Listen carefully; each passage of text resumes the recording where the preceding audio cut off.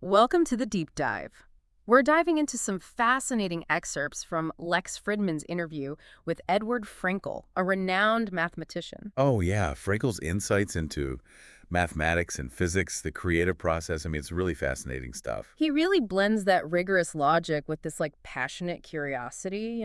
Absolutely. And it's something that I think you'll find both illuminating and thought-provoking. It's interesting though, because Frenkel, he didn't start as this math whiz. Really? Yeah, he said growing up, math was actually his least favorite subject. Huh. It really makes you think, right?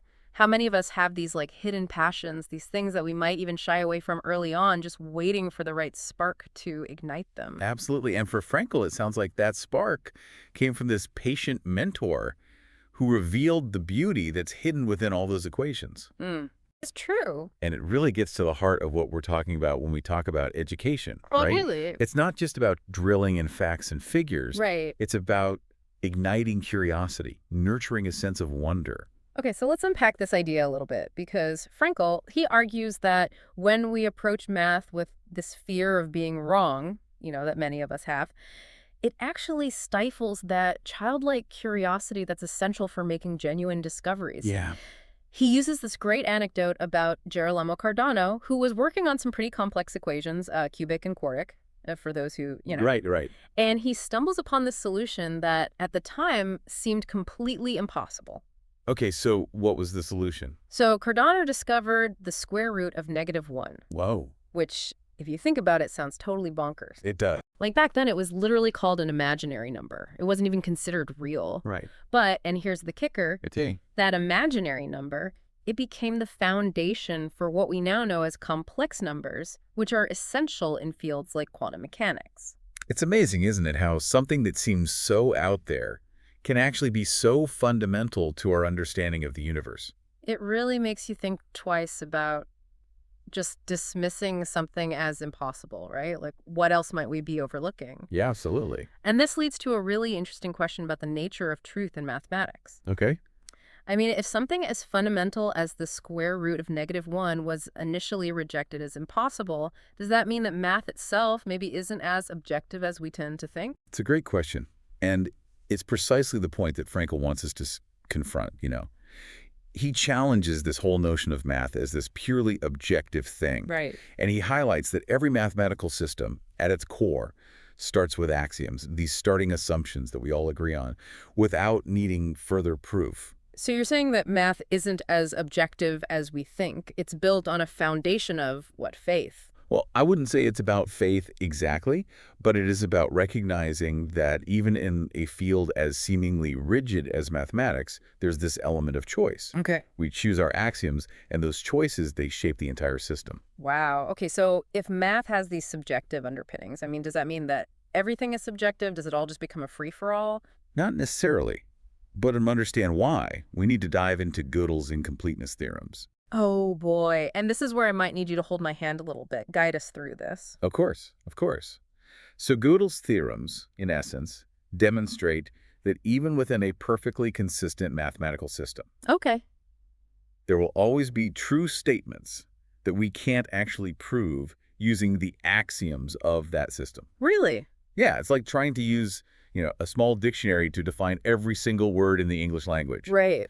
Some things are always going to be left undefined. So there are limits to what we can prove, even in math. Exactly. Huh. There will always be room for mystery, even in this seemingly rigid world of mathematics. That's a pretty profound thought. It is, yeah. And I'm guessing this is where Frenkel's ideas about the limits of logic and the importance of embracing the unknown come into play. Yeah, you got it.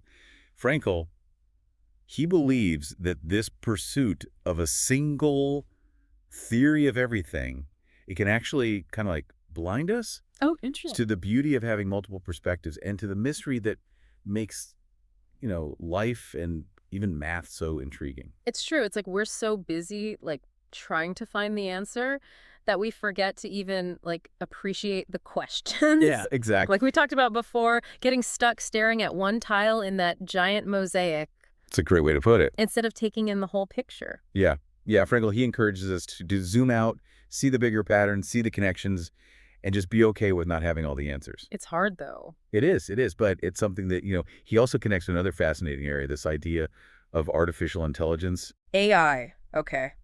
I'm all ears. Especially because, these days it seems like AI is being touted as the ultimate answer to, well, pretty much everything. Right.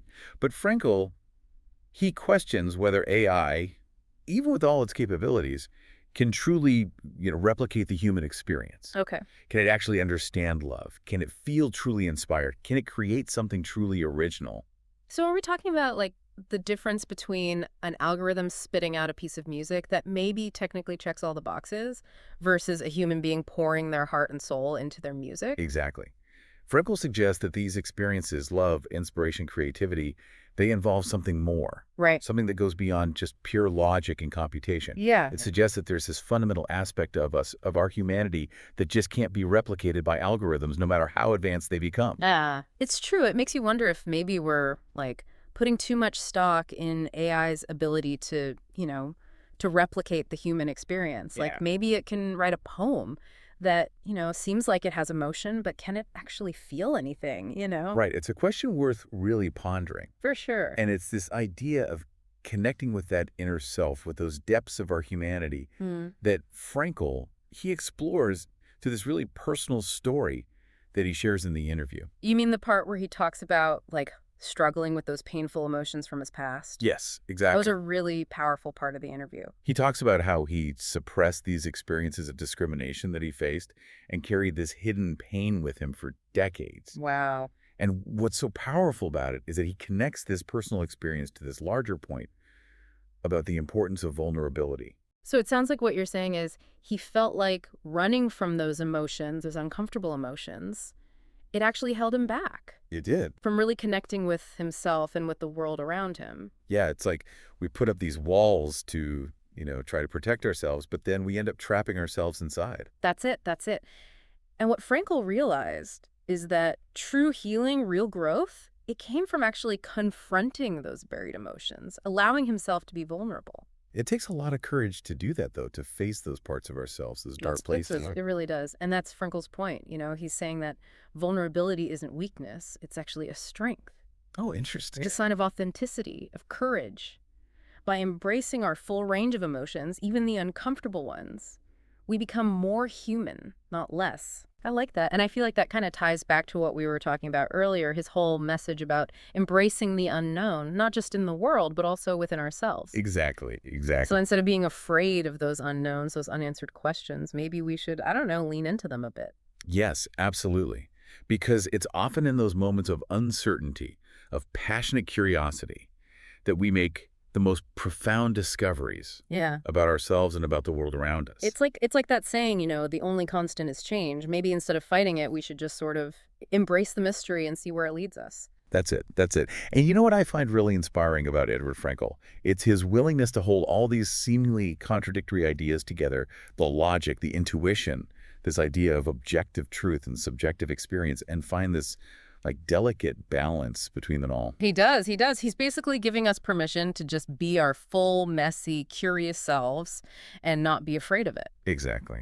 So as we kind of start to wrap things up here, what's like the one big takeaway you hope our listeners walk away with from this deep dive into Frenkel's work?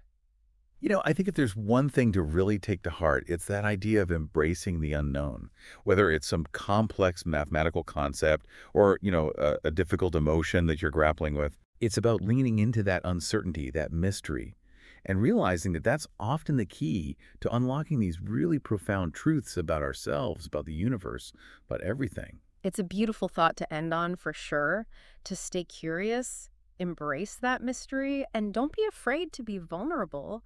And hey, maybe just like Frankel, will find that reconnecting with that, inner child, that playful, curious spirit, well, that might lead to some pretty amazing breakthroughs. I couldn't agree more. This has been a really incredible journey, and for everyone listening, we hope this deep dive sparks a little more of that curiosity in you, maybe even a little courage to embrace the unknown in your own life. Thanks for joining us.